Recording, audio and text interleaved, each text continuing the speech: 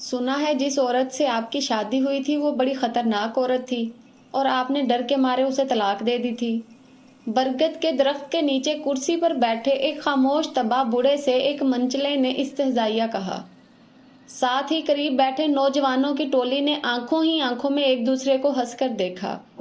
अल्लाह बख्शे उसे, बहुत अच्छी औरत थी।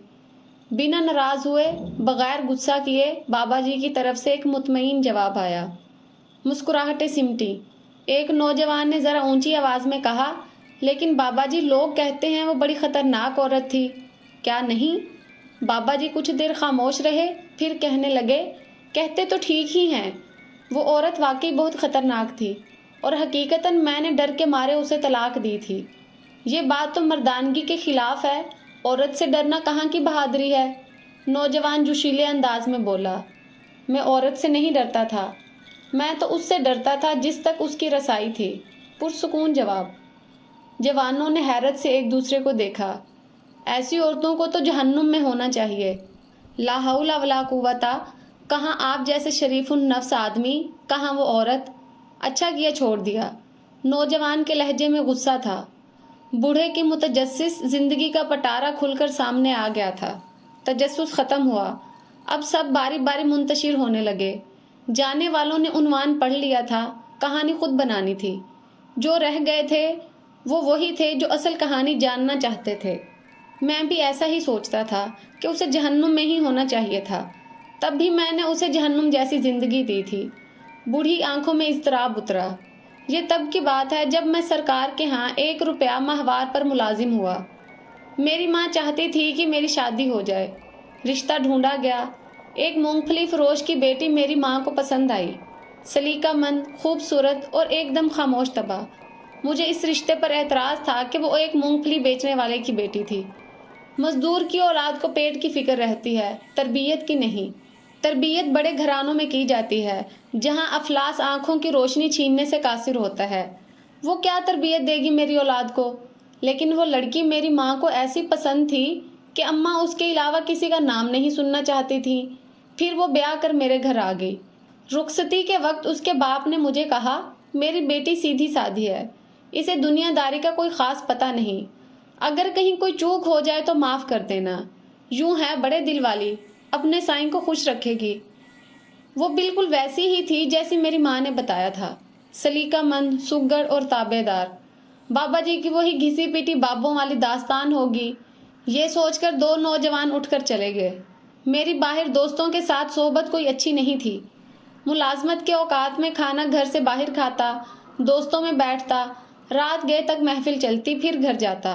वो क्या खाती थी, क्या पीती थी, किस हाल में रहती थी, मुझे कोई परवाह नहीं थी। उन्हीं दिनों मेरी माँ भी दुनिया से रुखसत हो गई। एक रोज मैं जुए में भारी रकम हार कर जब थका हारा घर आया तो कहने लगी, आप तो खाना बाहर खा लेते हैं, मुझे भूख लगती है।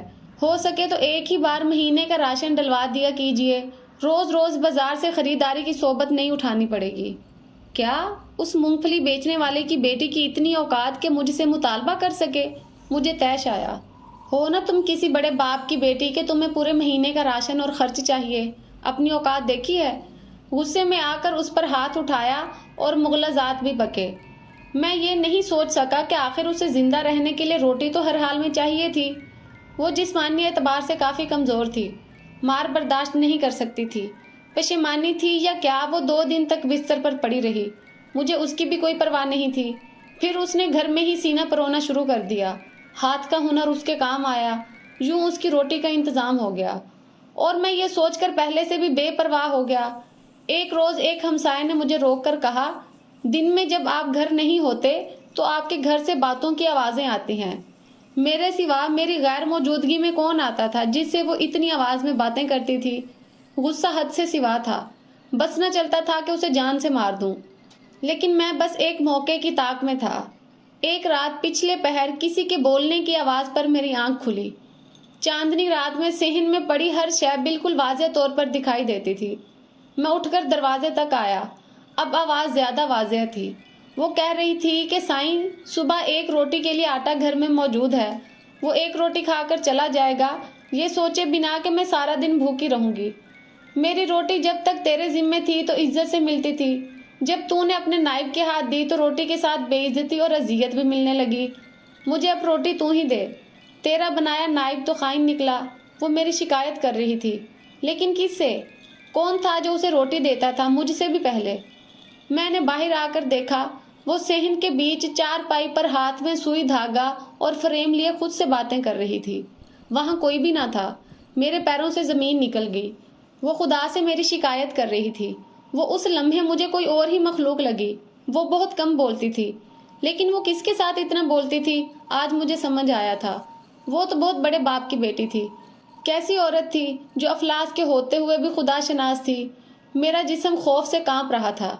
دن چڑھتے ہی میں نے سامان باندھا اور اسے اس کے گھر چھوڑ آیا۔ سسر نے طلاق کی وجہ پوچھی تو میں ڈرتے ہوئے کہنے لگا، یہ بڑی خطرناک عورت ہے، بڑے دربار میں میری شکایتیں لگاتی ہے۔ مجھے ڈر ہے کہ بادشاہ کو کسی دن تاؤ آ گیا تو میرا حشر نہ کر دے۔ حقیقت یہ تھی کہ میں اس کے ساتھ انصاف نہیں کر سکا تھا۔ اس کا باپ گھر کی دہلیز پر کھڑا تھا۔ میرے پلٹنے پر کہنے لگا، میں نے تمہیں کہا بھی تھا کہ اسے دنیا داری نہیں آتی۔ وہ تو بس سائیں کو خوش رکھنا جانتی ہے۔ اس کی مراد خدا سے تھی اور میں خود کو سمجھا تھا۔ جب میں واپس گھر آیا تو مجھ پر انکشاف ہوا کہ رات اس نے یہی تو مانگا تھا، تو خود مجھے روٹی دے۔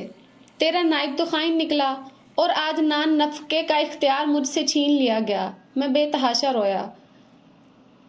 اس کا سائیں بہت بڑا تھا۔ اس کی رسائی جس تک تھی وہ تو دو جہانوں کا رب تھا۔ وہ جس کی ایک روٹی مجھ پر بھاری تھی وہ اس کے لیے کیا نہیں کر سکتا تھا۔ میں واقعی ڈر گیا تھا۔ میں آج بھی ڈرتا ہوں، کہیں میرے حق میں اس نے کوئی بد دعا نہ کر دی ہو۔ ٹھیک کہتے ہیں لوگ، کہاں میں کہاں وہ۔ بوڑھی آنکھوں میں نمی اتری تھی۔ میں کور چشم اسے پہچان نہیں سکا۔ میں نہیں ڈرتا تھا، حالانکہ ڈرنا چاہیے تھا۔ اس کے سائیں نے تو پہلے ہی کہہ دیا تھا کہ عورتوں کے معاملے میں خدا سے ڈرو۔ کہانی کے اختتام تک ایک جوان بابا جی کے پاس بیٹھا تھا۔ کہانیاں بہت سے لوگ جانتے ہیں، لیکن حقیقت تک پہنچنے والا کوئی ایک ہی ہوتا ہے۔